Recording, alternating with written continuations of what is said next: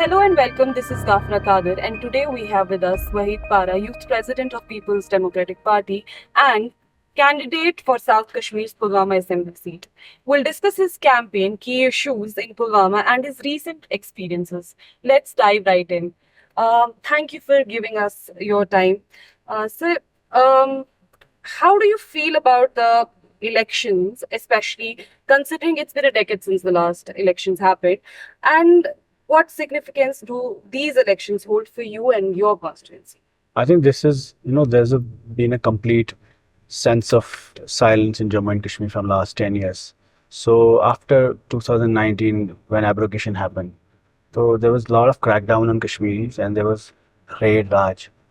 Everyone like from judiciary, from your legal like advocates to journalists to politicians, religious clergy, Jamaat Islamia, irrespective of ideologies, whoever was trying to speak up, he was put under, he was detained, he was arrested, or he was put in detention.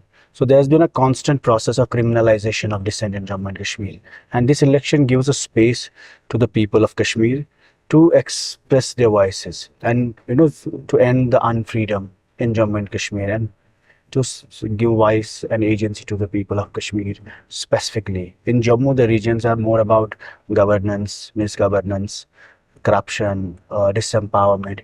In Kashmir, this has been more about that Kashmir has been silent for last 5, 6 years. So this is an opportunity to connect to people and the vacuum which has been because of the governor's rule there and administration, this administration setup which is trying to fill into the shoes of politicians. So this is an opportunity to reconnect and also an opportunity to give voice to the people of Kashmir again and also fight for their rights, constitutional rights, whatever has been snatched from us, whether it's 370, Article 35A, special status, statehood. So people have from the core issue of Kashmir to the issues of Kashmiris, like पानी सड़क बिजली बेरोजगारी और उसके साथ साथ dignity और identity की जो बात है हर तरीके के लोग बातचीत करते हैं हर तरीके की बात हम सुनते भी हैं and we try to revive hope among the people.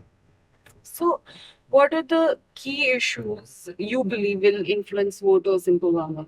I think Pulwama has been, like a district which has been stigmatized, traumatized, और बहुत stereotype किया गया है पुलवामा attack के बाद. Young people are seen as OGWs, militants. So a lot of young people are in jails. A lot of people have given lives, and a lot of people have suffered because of violence in the last few years. तो उस वजह से there's a lot of stigmatization where what we are trying to do is to end fear, first of all, and fight for the young people who are detained. और उसके बाद the third important point is ये जो cases छुपे हैं OGW वाले नाम उनको पकड़ धक्कड़ इसको ख़त्म करें और the larger issue in Pulwama is about that people feel we are neglected in many ways at development वाला जो हमारा टाउन बहुत इग्नोर हुआ है हेल्थ केयर बहुत कमज़ोर है स्पोर्ट्स की फैसिलिटीज़ नहीं है एजुकेशन में बहुत there has to be more institutions so they need a maternity hospital they need a children hospital they need a specialty, there's a demand for that. ये एक horticulture वाला district है where you need more soil testing labs, superior pesticides को ख़त्म करना पड़ेगा. तो उसी तरीके में like इस area में जहाँ अवंतीपुरा side में है the issues are more about public like health PHE के public health engineering के so where लोगों को साफ पानी नहीं मिलता उसमें बहुत सैंडी वाटर मिलता है तो फिल्ट्रेशन के इश्यूज है तो हम कोशिश कर रहे हैं वो फिल्ट्रेशन वाला एक यहाँ कोई सिस्टम बने से मेन टाउन में STPs नहीं है डस्टबिन नहीं होते हैं क्लीननेस नहीं होती तो बेसिक इश्यूज बहुत है जो डे टू डे लाइफ के है गवर्नेंस के इश्यूज करप्शन काफ़ी ज़्यादा है और वैक्यूम है तो हम कोशिश कर रहे हैं we are trying to fill it slowly step by step and trying to create hope among people that this is possible and through voting your miseries will end whether it's about unemployment corruption development whether it's about some areas want कि उनके health care और education की facilities बहुत कमज़ोर है और water quality water का बहुत बड़ा इशू है इस इलाके में we are trying our level best I think balancing out the main problem pain and anger of youth and also with the day-to-day issues. Apart from the day-to-day issues, when you talk about the anger in youth and during the campaigning, we were with you and we saw some guys coming to you and asking if you can help them with revoking their PSA or UAPA. Do you think the youth has connected their roots with you because of that mostly? I don't think it's just connection. It's I think there's a lot of anxiety and fear because of the suppression of last 5 6 years. A lot of people are detained here. They are lodged in Bareilly, Rajasthan, UP. So I was myself arrested, detained. So maybe there's a connect. They understand, like we know the pain and problem that these families are undergoing. So we have our empathy completely with these families, and we want young people to be at least shifted back from outside jails to Kashmir first thing, and then because it's difficult for them to live in 50-degree temperature, and then also work for their bails, work for their dropping of charges. So this has to be a jails are also meant to change people, transform people. These are punitive punishments which are very adversely affect the young population. So we're trying our best to help these cases legally, whatever we can do. So, if you're comfortable, you have spent 18 months in jail. So, can you at least share a little experience of being imprisoned for 18 months and away from the outside world? How was it for you? I think it's confinement. It's difficult. It's traumatic for everyone, and all of us, a lot of young people have faced it, and हम लोग वेद stream में काम करते तो इसका concept नहीं था. But it brings you more closer to Kashmir realities, to sentiments of people, to the people who suffered torture, to the people who suffered jails, to the people how their families suffer in this process, and how political things become too personal for you, and it has an emotional cost on your families. So everybody gets affected. It changes your disturbs the entire setup in your life.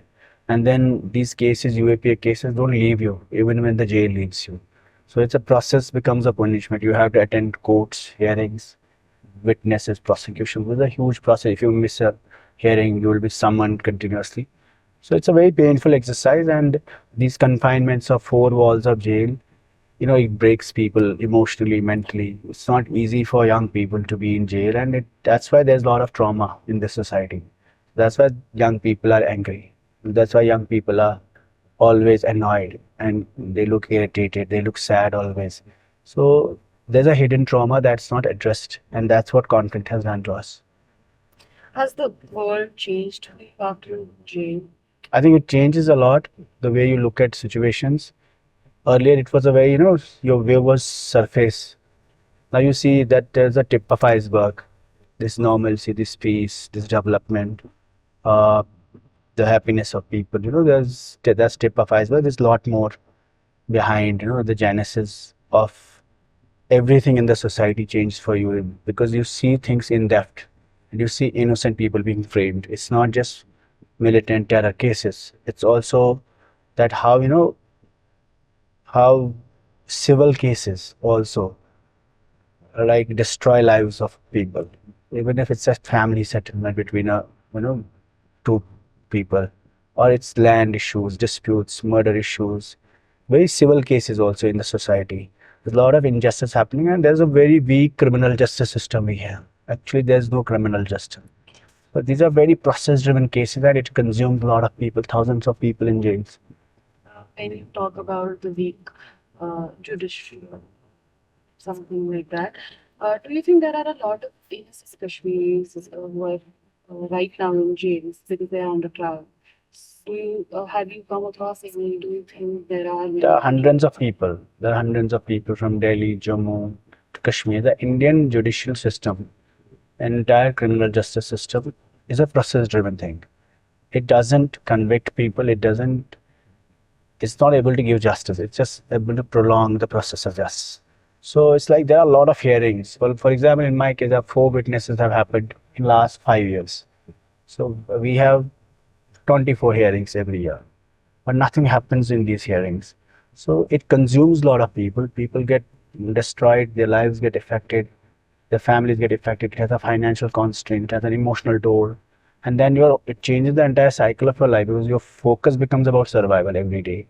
So it is difficult. There are a lot of people. I met a lot of people, individual cases, young people stuck and who have nobody to fight for them. Unfortunately, there are people who have no hopes from judiciary also after time, which is very unfortunate about it. how has your experience changed your political outlook and campaigning? I think it brings you more rooted, and it brings you some level of empathy that that there's a lot of pain in place and we need to address it. It's not just you see development is one part of it, but there's engagement of people in one part of it, but there's also a lot more needs to be done to address the unaddressed pain of Kashmiris. That's one of the major challenges that this place is suffering, basically. So, after the abrogation of Article 370, we have seen changes in Kashmir, but you have spent 18 months in jail. So, after coming out, how do you see Kashmir? If you would like to describe Kashmir now, post abrogation, how do you? I don't think much has changed. It's just the definition of Delhi has changed. It's just they define people. The definition of peace is through force, UAPA, jails, arrests, detention. There's a lot of fear. People are not speaking up. They don't give their mind easily.